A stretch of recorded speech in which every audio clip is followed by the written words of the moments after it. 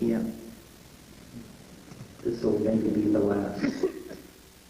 The psychedelic experience and cannabis experience certainly for me has helped me open to wisdom of nature that comes from being in a completely divine atmosphere and allowing wisdom to come. And that is true of so many of my, particularly women friends, but men who have balanced their yin experience. And there certainly are, we are everywhere in every culture that I've traveled in, and we are opening to the shamanic experience in white people. And so how do you recommend and how do you see the Gaian information, the mind, joining and supporting each other and ourselves to the next level? Well, it's basically, as I said, people have to come out of the closet and people have to act from their convictions. I mean, I think one of the most disturbing things that can go on is where you go to visit some people and they say, we can't smoke till the children go to bed. This is nuts. This means that this is a house divided against itself, and it can't possibly stand.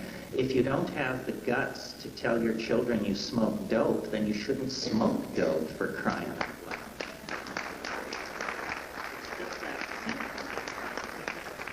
We have to come out of the closet. And I know, it's not easy. People are teachers, people are this, people are that.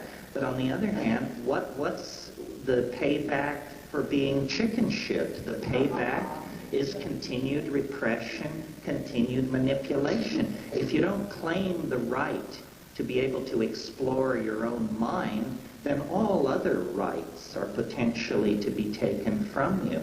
And I think, there are all kinds of stories going around. Potheads can't think straight. People who use drugs don't bathe enough, so forth and so on. This is a kind of ism.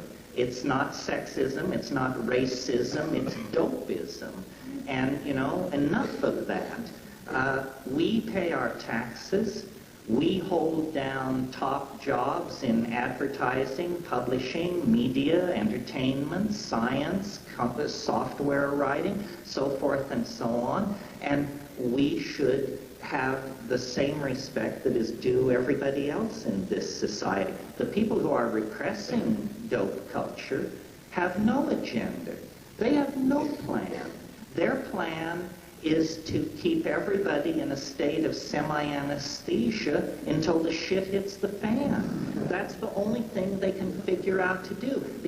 They don't know how to feed everybody. They don't know how to cure AIDS. They don't know how to depopulate these enormous cities. They don't know how to generate enough electricity for the evolving population. They have no answers. All they have are spin doctors and cosmetics and delay and disinformation.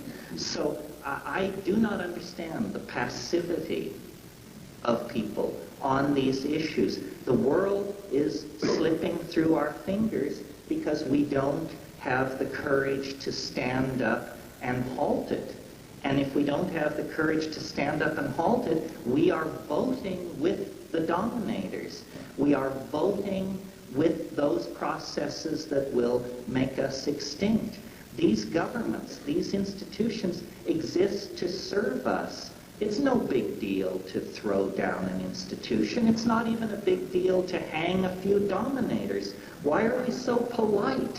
Why are we so willing to go along with this shell game? It's only the entire future of the planet that's at stake. So do we want to be like the Jews in Europe who went quietly to the trains to be taken to the camps? That's the spectacle that I fear. I think we just have to say this dope thing is the biggest shuck in history. I mean, governments have always made money off dope, and whenever any particular drug became too odious for them to continue their practice, then they handed it on to some mafia and took their cut in kickbacks. And that's what's happening now. Meanwhile, psychedelics which unite people, dissolve barriers, make us one with each other, and have never made a lot of money for anybody compared to the real drugs of commerce, heroin and cocaine and that sort of thing. These drugs are stigmatized and suppressed, and we commit our individual acts of civil disobedience in our fine homes with the front door locked, but we never can seem to reach out to each other sufficiently to create a community that says, we've had enough. We're not going along with this anymore. That's how human freedom makes progress. The Magna Carta was signed when the Dukes of England told the king to stuff it. And women got the vote when they demanded it. And black people got respect when they demanded it. And gays found a place in society when they demanded it. And when we insist, then the dialogue will begin, and not until. So I think the responsibility is on us. We can whine all we want about the helicopters overhead and the friends taken off to jail. But unless we're willing to stand up and be counted, why don't I have 100 competitors? I'm making good money sitting up here talking to you. You too could have a life if you would advocate psychedelics from the stage. Everybody needs to come home. Well, I think we've beat this horse to death. I see that it's getting late.